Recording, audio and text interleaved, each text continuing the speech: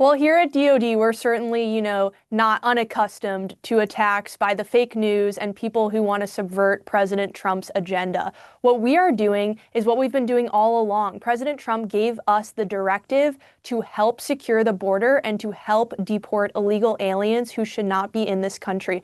That is what DoD is doing, and we're working with our interagency partners to do it, whether it's DHS, whether it's DOJ in this case. We are proud to have our fantastic JAG and civilian attorneys stepping up and helping these deportation processes. As you say in your opening there, the backlog is immense. Under the Biden administration in mid-2025, there were, 3.5 million illegals that were waiting for their hearings. We are going to be helping speed up that process and make sure these deportations happen quickly and as effectively as possible. We're going to work with our DOJ partners to do it, and we're excited to be proud of that effort.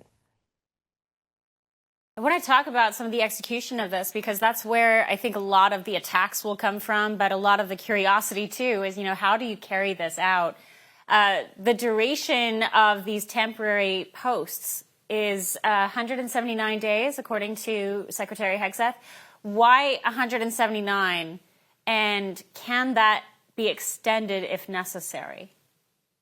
Yes, it can be renewed, and this is something that, again, we're working with our interagency partners in DOJ to figure out and to make sure that we're getting our lawyers over there as quickly as possible. They're going to be undergoing training for the specific job that they're going to be tasked with doing. They will be under the supervision of DOJ employees as they go through that training, and they'll be just working hand in glove, really, with everyone over there at DOJ to make sure that we're as quickly as possible getting our folks who need to be deported out of the country as soon as humanly possible. Again, that is a presidential mandate. And I think this really speaks to what Secretary Hegseth is focusing on: homeland defense. We have not had a Secretary of Defense who has put our border first in decades. And under the previous administration, our JAG attorneys were focused and told to put, COVID reinstatements on the back burner and to kick people out for the COVID vaccine. Now we've got them kicking out illegal aliens. It's fantastic. We're happy to be a part of it.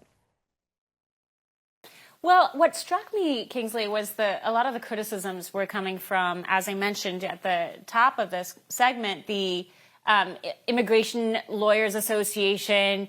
They feel very threatened by this, and they're making it sound like you're bringing in a crew of people who have no idea what they're doing. That's not necessarily true. Even immigration judges are not necessarily experts in that field. They undergo a week-long training in Chicago, and then they get apprenticed, I guess, under a judge. But it doesn't take all that much to get up to speed in the nuts and bolts of this area, especially for already practicing attorneys.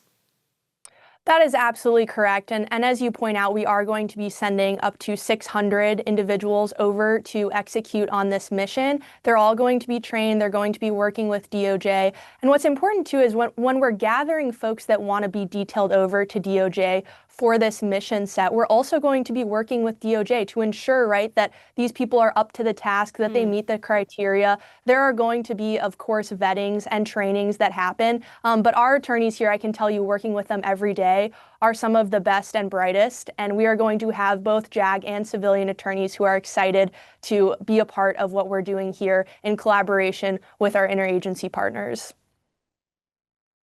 So that collaboration with DOJ is essential in making this a more difficult case to attack from a legal side, because you have this act, the Posse Comitatus Act, which prohibits the use of military personnel in civilian settings.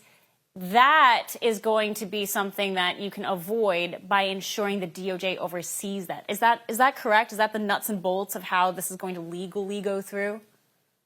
Yes, absolutely, which is why DOJ attorneys will be supervising all of the folks that we detail over there. That is something that we're keenly aware of here at the department as we help DHS with deportations, as we help our ICE partners and other federal law enforcement agencies. We want to always make sure we're well within our legal limits, and we will continue to protect this border at our southern border, and we will continue to protect our federal law enforcement, whether it's Los Angeles, whether it's immigration court hearings, or it's the southern border.